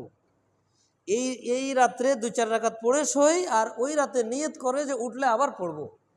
সারা জীবন উঠতে পারেনি, তাহলেও ওই কিয়ামতের ময়দানে সে তাহাজ্জুদ গুজারদের সাথেই উঠবেন ইনশাআল্লাহ। তাহলে যদি ওই ঘুমানোর আগের সেই 2 রাকাত সুন্নাত আমরা তাজা করতে পারি, তাহলে ঘুমানোর আগের 2 রাকাত সুন্নাত তাজা হইল, ওযুর সাথে ঘুমানো হইল, আবার ওর সাথে তাহাজ্জুদের নিয়ত করলে তাহাজ্জুদ হয়ে গেল না? নফল নামাজের মধ্যে যত নিয়ত করবেন সব নিয়ত কি হবে ইনশাআল্লাহ? নামাজ কয়টায়? 7:15 আজান। যত নিয়ত করব সব নিয়ত কি হবে? এখন 2 রাকাত নফল নামাজে আপনি নিয়ত করলেন যে তওবার নিয়ত করলেন, শুকুরের নিয়ত করলেন, এরপরে আপনি হাজাতের নিয়ত করলেন, সালাতুল হাজাত, যত নিয়ত আপনি করবেন সব নিয়তে হয়ে যাবে। তো আমি ওই সময় যে 2 রাকাত নফল নামাজ পড়তেছি, আমি যদি তওবার নিয়ত করি যে আল্লাহ সারাদিন আজকে আমার থেকে যে গুনাহগুলো হয়ে গেছে তুমি মাফ করে দাও, এই নিয়তে 2 রাকাত তওবার নামাজ। আবার আমি নামাজ পড়তেছি যে ঘুমানোর আগে 2 রাকাত পড়া সুন্নাত, সেই নিয়ত করলেন। এরপরে এই নামাজ পড়ার যে তৌফিক হলো এই শুকরিয়ার নিয়ত করলেন। এরপরে শেষ রাতে যদি না উঠতে পারি আল্লাহ এটারই তাহাজ্জুদ বানায় দিও, তাহাজ্জুদের নিয়ত করলেন, সব হয়ে যাবে ইনশাআল্লাহ, সব একসাথে হয়ে যাবে। নফল নামাজের মধ্যে বহু নিয়ত চলে, তাহলে ইনশাআল্লাহ আমরা এই সুন্নতটা অন্তত জিন্দা করতে পারি না? এই দেখেন, খুব বেশি দরকার নেই, অন্তত দিনের মধ্যে এই যে নামাজগুলো আছে এর ভিতরে যে নামাজগুলো আমরা পারি সব পড়তে হবে এমনও না। যদি কোনো দিন ব্যস্ততা থাকে ওই ইশরাক চাষটা একসাথে করে নিলাম, কোনো দিন হয়তো খুব ব্যস্ততা আছে মাগরিবের পরে 2 রাকাত সুন্নত পড়ে 2 রাকাত পড়লাম, আজকে একটু ব্যস্ততা কম 4 রাকাত পড়লাম, আজকে একটু আরেকটু কম আছে 6 রাকাত পড়লাম, আজকে হয়তো খুব ক্লান্ত তো তাহাজ্জুদের ওই ঘুমানোর আগে 2 রাকাত তাহাজ্জুদের নিয়তে পড়ে শুয়ে পড়লাম। তাহলে এই নফলগুলা মানে সুন্নাতগুলা অন্তত আমরা যখন যেদিন যেটা সুযোগ পাই আমরা করতে পারি না ইনশাআল্লাহ? আচ্ছা, এখন সুন্নাত এবং ফরজ নামাজের মধ্যে একটুখানি পার্থক্য আছে, একটা মাসলা বলি যে 4 রাকাত সুন্নাত নফল যদি আমরা পড়ি, নফলের নিয়ত 4 রাকাতও পড়া যায়, আবার একসাথে 6 রাকাত 8 রাকাত 10 রাকাতও পড়া যায় এক নিয়তে। ওই যে মাগরিবের পরে যে 6 রাকাত নামাজ আছে না, এক সালামে পড়া যাবে 6 রাকাত 8 রাকাত 10 রাকাতও নফলে কি পড়া যাবে, কিন্তু সিস্টেম একটুখানি ভিন্ন। সিস্টেমটা হলো প্রত্যেক 2 রাকাতের পরে আমরা তো ফরজ যখন পড়ি 4 রাকাত ফরজ নামাজ পড়লে প্রথম বৈঠকে আত্তাহিয়াত শেষ করেই উঠে দাঁড়ায়, কিন্তু নফল নামাজে উঠে দাঁড়ানো যাবে না। নফল নামাজে ওই প্রথম বৈঠকে আত্তাহিয়াতুর পরে দুরূদ শরীফও পড়বো, দোয়ায়ে মাসুরও পড়বো, শুধু সালাম ফেরানো বাকি, এই সময় উঠে দাঁড়াও। আর উঠে দাঁড়ায় শুধু ওই তাকবীরে তাহরিমাটা বলবো না, এরপর থেকে শুরু মানে সানাত থেকে শুরু হবে। নফল নামাজে কিন্তু প্রতি 2 রাকাত পর যদি আমি 4 রাকাতের নিয়ত একসাথে করি তাহলেও আমাকে এইভাবেই পড়তে হবে, অর্থাৎ দোয়ায়ে মাসুরা, এই আত্তাহিয়াতু দুরূদ শরীফ দোয়ায়ে মাসুরা পড়ে সালাম ফিরানোর আগে উঠে দাঁড়াবো, এবার তাকবীরে তাহরিমা না বলে ওই সানাত থেকে শুরু করবো। আর ফরজ নামাজে কি করি আমরা, ফরজ এবং সুন্নাতে মুআক্কাদা যেগুলো জোহরের আগে যে 4 রাকাত পড়ি, এখানে তো ওই আত্তাহিয়াতু পড়েই কি উঠে দাঁড়াই, এবং উঠে দাঁড়ায় সানাত থেকে শুরু করি না, বরং সূরা ফাতিহার থেকে শুরু করি। এগুলো ফরজ আর নফলের মাঝে পার্থক্য, বুঝে আসছে? আচ্ছা, আরেকটা বিষয় অনেক সময় আমরা অধিকাংশ জিজ্ঞাসা করি, হুজুর যার জীবনে কাজা নামাজ আছে এই মানুষটা কি কাজা আগে পড়বে না এই নফল আগে পড়বে?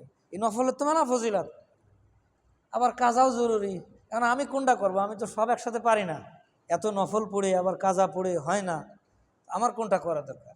একটা মাসলা অনেক সময় আসে না। তো দেখুন, এই মাসলার জবাব হইল যে আমাকে কাজা আগে পড়তে হবে। কারণ নফল সারা জীবন যদি আমি নাও পড়ি তাহলেও কেয়ামতে তো কি করা হবে না, জিজ্ঞাসা করা হবে না যে তুমি নফল কেন পড়োনি। কিন্তু একদিনের ফরজ যদি আমি না পড়ি তাহলে এই ব্যাপারে জিজ্ঞাসিত হব না আমি। সুতরাং ওইটা তো আমার করজ, ওইটা তো আদায় করাই লাগবে, এজন্য কাজা আগে পড়তে হবে। তবে আমাদের মুরব্বীরা বলেন যে মাগরিবের পরে পড়তে হবে কাজা। প্রতি ওক্ত নামাজে যদি ওই ওক্তের কাজাটা পড়ে নেই তাহলে কমাস কম দিনে 5, মানে একদিনের কাজা আমার হয়ে গেল। আজকের থেকে যদি আমি শুরু করি তাহলে আমার 10 বছরের কাজা থাকলে একদিন শেষ হয়ে যাবে। ওই 10 বছর আগে যখন নামাজ ধরছিলাম সেই সময় যদি শুরু করতাম এতদিন শেষ হয়ে যেত, শেষ হয়ে যেত না। কিন্তু এত নামাজ কিভাবে হবে এই করতে করতে দেখেন 10 বছর চলে গেছে, এখনও কি হয়নি, শুরুই হয়নি। শুরু করে দিলে শেষ হয়ে যাবে। আর শেষ হোক আর না হোক, হ্যাঁ, উলামা একরাম বলেন যে যদি কমপক্ষে দিনে একদিনের নামাজ পড়া হয়, অর্থাৎ প্রতি ওক্ত নামাজে ওই একাক ওক্তের কাজা পড়ে নেওয়া হয়, এরপরে যদি শেষ না হয়, এর আগে যদি তার কাছে মৃত্যু চলে আসে, তো আল্লাহর কাছে অন্তত এতটুকু ওজর পেশ করা যাবে যে আল্লাহ, যেদিন বুঝে আসছিল সেদিন থেকে তো কামাই করিনি, শুরু করছিলাম, এখন শেষ করার সুযোগ তো তুমি দাওনি। তো আল্লাহ পাক হয়তো এই ওজর কবুল করতেও পারেন, হয়তো এই ওজর কবুল করতে, তিনি তো আরহামুর রাহিমিন। কিয়ামতের ময়দানে তো শুধু বাহানা খুঁজবেন আমাকে আপনাকে মাফ করার, কিন্তু আমার পক্ষ থেকে তো একটু হাঁটা তো লাগবে, আমার পক্ষ থেকে একটু চেষ্টা তো লাগবে। আমি চেষ্টা করলাম না, শুধু যদি মনে করি ওরে আল্লাহ 20 বছরের নামাজ কবে শেষ হবে, তাইলে কিন্তু কি হবে না, রক্ষা নেই। এজন্য আমাকে ফরজ নামাজ আগে পড়তে হবে। অনেকে বলে হুজুর ওই, হুম, অবশ্যই পড়া যাবে, আমি যত বেশি পারি পড়বো, কিন্তু কমাস কম যেন একদিনের নামাজ একদিনে হয়ে যায়। 6 ওক্তের নামাজ কাজা করা লাগে, 5 ওক্তের আর বেতের সহ, মানে মোট মোট 6টা নামাজ হয়। হ্যাঁ, বেতরের কাজা করতে হয়, বেতরের কাজা করতে হয়, সুন্নাতের কাজা নাই। শুধু ফজরের 2 রাকাত, জোহরের 4 রাকাত, আসরের 4 রাকাত, মাগরিবের 3 রাকাত, ঈশায় শুধু 7 রাকাত, ওই 4 আর 3, এই বাস। এটা আগে পরে করে নেব। হ্যাঁ, ফজরের আগে 2 রাকাত পড়ে নিলাম, এরপরে জোহরের আগে পরে পড়ে নিলাম, আসরের আগে পড়ে নিলাম, মাগরিবের পরে পড়ে নিলাম, আর ঈশার আগে পরে দিয়ে আমি পড়ে নিলাম। অন্তত একদিন যদি একদিনের নামাজটা হয় তাও আল্লাহর কাছে ওজর হিসেবে পেশ করা যাবে। তো আমাদের অনেক বড়রা এই কথা বলেন যে ফরজ নামাজের, আমি কিন্তু আগে একটা কথা বলছি, নফলের মধ্যে কিন্তু অনেক নিয়ত একসাথে করা যায়, কিন্তু ফরজের মধ্যে একসাথে একের অধিক নিয়ত করা যায়। যে আমি জোহর এবং আসরের দুই ওক্তের নামাজ একসাথে পড়া যাবে? ফরজের মধ্যে একাধিক নিয়ত চলে না, কিন্তু নফলের মধ্যে একাধিক নিয়ত। কিন্তু তারপরেও বড়রা বলেন যে যদি তুমি ওই যে ইশরাকের ওক্তে তুমি কাজাইটাই পড়লা, ইশরাকের ওক্তে তুমি কাজাই পড়লা, কিন্তু যদি তুমি ইশরাকের ওক্তে পড়ো, আল্লাহ পাক দয়া করলে করতেও পারেন যে তোমার কাজাও আদায় হয়ে গেল, আবার ইশরাকের নেকিও আল্লাহ তোমার আমলনামায় দিয়ে দিলেন। তাহাজ্জুদের ওক্তে তুমি কাজাই পড়লে, আল্লাহ দয়া করলে তাহাজ্জুদের নেকিও দিয়ে দিলেন, কাজাও হয়ে গেল। আওয়াবিনের সময় কাজাই আমি পড়লাম, কাজার নিয়েতে, আল্লাহর কাছে তো অসম্ভব কিছু না, আল্লাহর দয়ার তো কোনো শেষ নাই। এজন্য আমরা যদি ইনশাল্লাহ কি করি, ফরজ পড়ি আর আল্লাহর কাছে দোয়া করি যে আল্লাহ, আমার যেহেতু ফরজ কাজা, আমি তো নফল পারছি না, তুমি নফলের নেকিও আমার দিয়ে দিও, তো আল্লাহ ওর থেকেও বেশি দিয়ে দিতে পারেন, আল্লাহ ওর থেকেও বেশি দিয়ে দিতে পারেন। তো এই হলো কি দিনের কিছু, আর অতিরিক্ত 2-1, জি, ও এর জন্য আমাকে একটা কি করতে হবে, মানে ধারণা করতে হবে যে আনুমানিক আমি বালেগ হয়েছিলাম কবে, তাই না? এ তো আমি একটা ধারণা করলে আমারটা কি হবে। আর এরপরে আমি নিয়মিত নামাজ শুরু করেছি কবে থেকে, আনুমানিক একটা ধারণা আসবে যে হয়তো 10 বছর বা 15 বছর বা 20 না 30 বছরই হোক, যে আমি হয়তো 30 বছর, এর ভিতরে 10 বছর তো আমি নামাজ পড়িনি, আর বাকি 20 বছর মাঝে মাঝে পড়তাম, মাঝে মাঝে পড়তাম না। শেষের 10 বছর হয়তো ফজরটা পড়া হয়তো না, ইশাটা হয়তো না, আর জোহর আসর হয়তো, এরকম হয়েছে না, আমরা তো একবারে ধরিনি, অল্প অল্প করেই আসছি, অধিকাংশই আমাদের এই অবস্থা। ইল্লা মাশাআল্লাহ, আজানের সময় যাচ্ছে, জি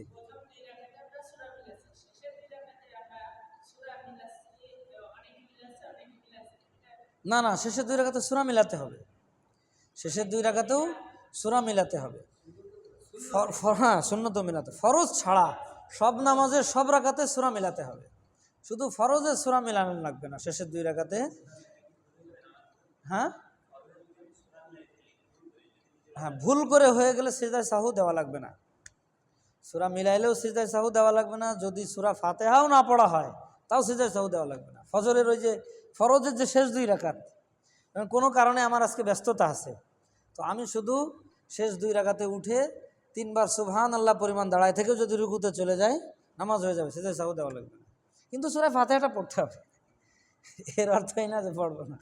আবার যদি কেউ দেখা যায় সূরা ফাতিহা পড়ার পরে আবার ভুল করে সূরা মিলাই ফেলে, তাও সিজদায়ে সাহু দেওয়া লাগবে না ফরজে। আচ্ছা, তো যেটা বলতেছিলাম যে আনুমানিক আমরা আগে ঠিক করব যে হয়তো আমার 10 রাকাত হচ্ছে, এই 10 বছর হচ্ছে, তো আমি অতিরিক্ত আরও 1 বছর ধরে নেব, যেন কম না হয়।